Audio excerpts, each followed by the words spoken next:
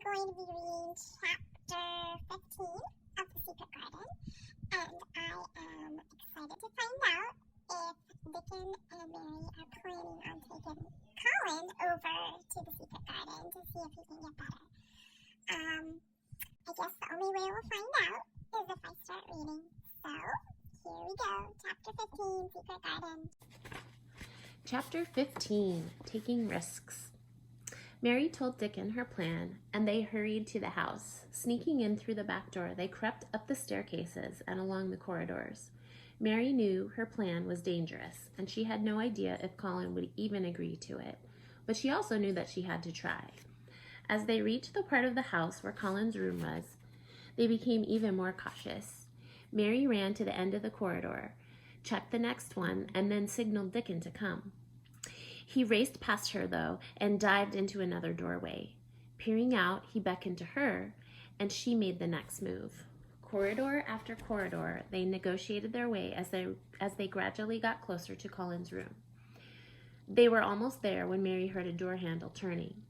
She threw her arm up to warn Dickon, and they flung themselves into an empty room, hardly daring to breathe. Risking a peek, Mary saw Mrs. Medlock come out of the room and march away without realizing they were there. They waited a few moments and then made the final dash to Colin's room. His door was locked. "Who's there?" she heard Colin demand as she rattled the handle. "It's the girl, isn't it?" "My name is Mary, and you jolly well know it," she hissed. "I don't want you here," said Colin, his voice rising. "I don't want to see you. You are cruel." Mary felt like stamping in frustration.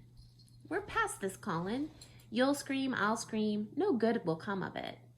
Colin then started to yell. There was the sound of running footsteps in the staircase at the end of the corridor. Mary hastily put Dickon into the nearest doorway and tried the handle, but it was locked. She thought they were about to be caught by Mrs. Medlock, but it was Martha who appeared at the top of the staircase. Spotting Mary and Dickon, her mouth dropped open. "What are you doing here?" "I know about Colin," Mary said quickly. "We're friends." Martha blinked in astonishment, and then her eyes flicked at Dickon. "If they catch you up here, they'll have you whipped," she said urgently. "But we want to help Colin, Martha. It's worth the risk," Mary said, and to her delight, Dickon nodded too. Martha frowned at her. "You risk being sent to school, miss, but we risk far more. If Dickon gets discovered here, we will be turned out, and I will lose all of my wages. We will starve." There was the sound of more footsteps.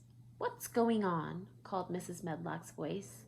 She appeared at the far end of the corridor just as Mary and Dickon ducked back into their doorway, and they pressed themselves against the heavy door.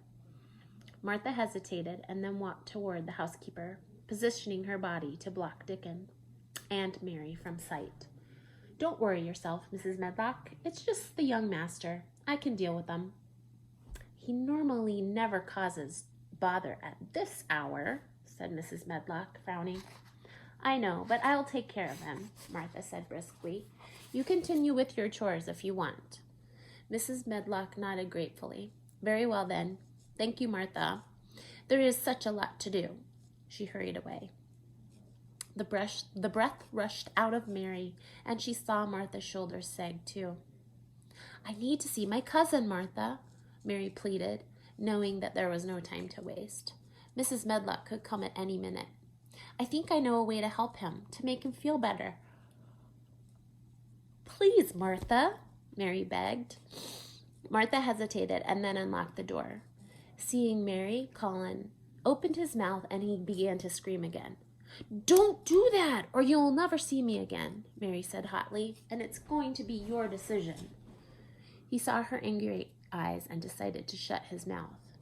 "Now, I want you to meet someone," said Mary. Her voice was softening. She gestured to Dickon. He came in. He stepped forward reluctantly. "This is Dickon." "Hello," said Dickon awkwardly. Colin looked at Dickon. "He's handsome." "He can whistle, too," Mary said proudly, "and all the animals are his friends." She glanced at Martha, who was watching wide-eyed. "When's the next time they will check on my cousin, Martha?" About 4 o'clock, I believe, Martha replied. She saw Mary look at the chair. What are you planning to do with that wheelchair? She said anxiously. Mary didn't reply. Okay, well, we'll have him back by 4, she said firmly. Oh, no, no, no. I'm not going anywhere with you, said Colin, starting to shake his head. Martha looked at Dickon. You understand what you risk? He nodded. Aye. Martha bit her lip and then reluctantly left. You're coming with us, Mary told Colin. Dickon and I, we're going to take you to the secret garden. Colin looked alarmed. You want me to go outside? No, I won't go. I won't. When we tried to fix the dog, he refused us too, said Mary, her eyes glinting. Take his arms, Dickon. I will take his legs, and we will carry him down there. Colin screamed. Mary's hand covered his mouth in an instant. Or you could let us help you into your chair, and then you can get down safely. I promise we're not going to hurt you. You can't promise me anything of the kind, Colin said in a panicky voice. I've told you, my legs don't work. I'm allergic. The pollen, the flowers. Oh, the flowers won't kill you, and if you don't come with us, you'll die in this bed, and all you'll have seen your whole life will be this wallpaper. Is that what you want? Mary's voice rose. Is it? No, he muttered. Mary's voice softened. Then let us take you to the garden.